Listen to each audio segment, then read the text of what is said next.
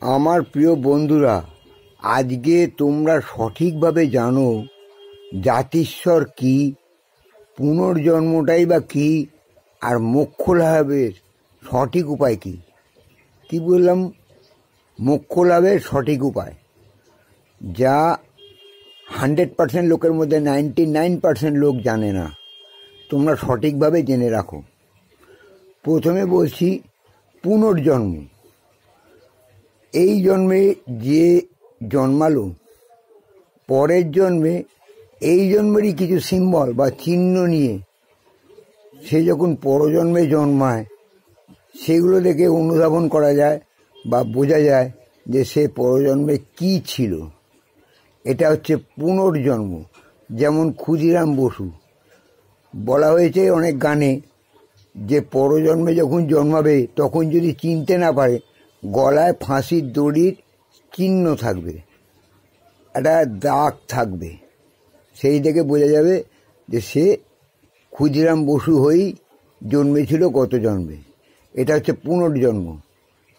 আর জাতিস্বর কি? এই জন্মে জন্মেছে, তারপর সে মারা গেছে, কিন্তু পরজন্মে এই জন্মের সমস্ত কথা তার মনে আছে।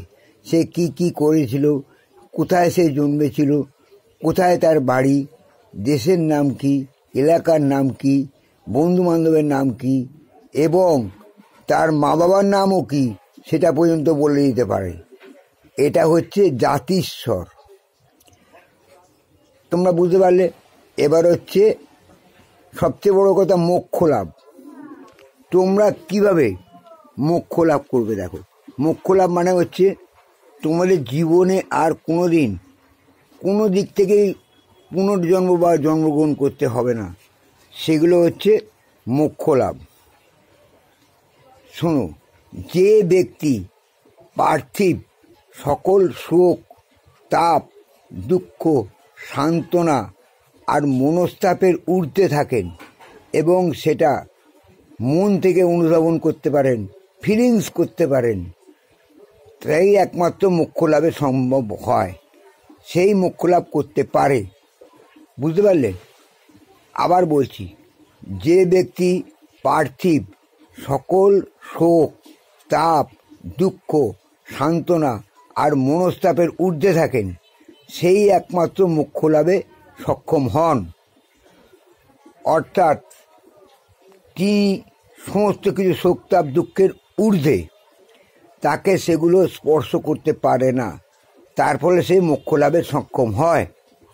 তোমরা যদি তোমার সন্তানকে বা নিজেও এই শিক্ষালাভটা করতে পারো বা করাতে পারো, তাহলে দেখবে তোমাদের প্রত্যেকটা সন্তান একটা অপার্থিব জগতের অধীশ্বর হবেন।